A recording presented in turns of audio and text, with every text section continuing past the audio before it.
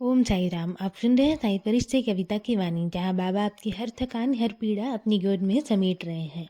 दिन भर के दर्द चिंता और बोझ को अब छोड़ दीजिए बाबा के चरणों में।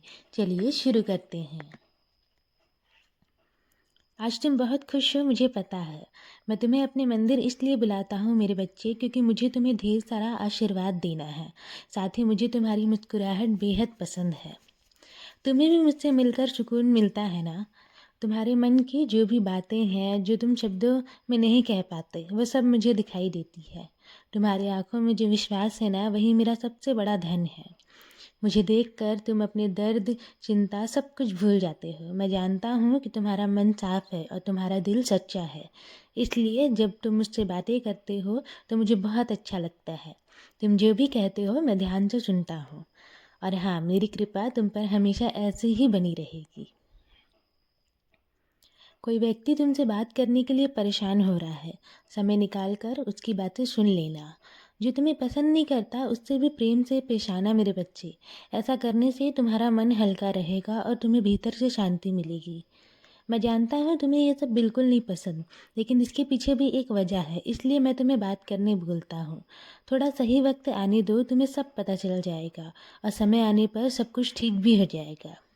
तुम्हारे जीवन की डोर अब मेरे हाथों में है।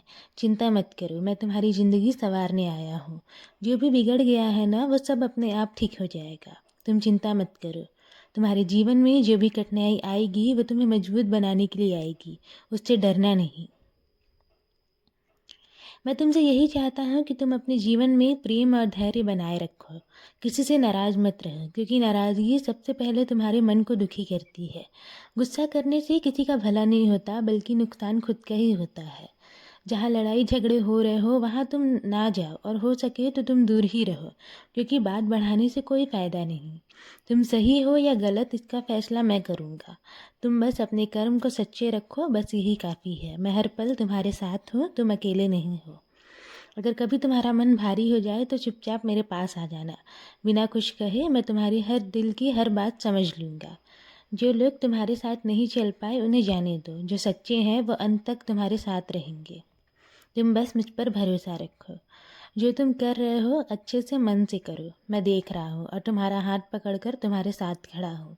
सब्र रखो, सब कुछ ठीक हो जाएगा। तुम निश्चित रहो, तुम्हारा कोई भी बाल बांका नहीं कर सकता। तुम मेरी छत्र छाया में बिल्कुल सुरक्षित हो। सुबह तुम जल्दी नहीं उठ पाते हो ना, अब से मैं तुम्हें उठा दिया करूँगा। मैंने हमेशा तुम्हें यही सिखाया है कि जो भी परेशानी है मुझे बताओ। हम दोनों मिलकर हर समस्या का समाधान निकालेंगे।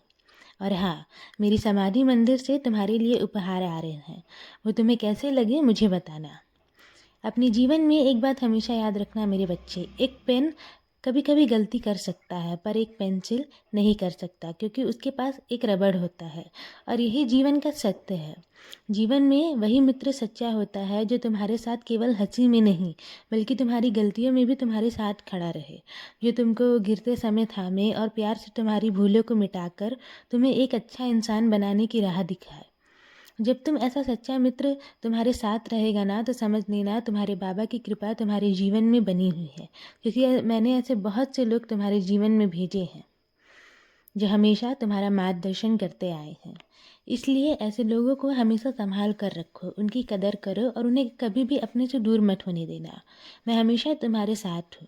सच्चाई, प्रेम और विश्वास को अपने जीवन का आधार बनाओ। अब अपने दिल को हल्का करो। मेरी कृपा सदैव तुम पर और तुम्हारे पूरे परिवार पर ऐसे ही बनी रहेगी।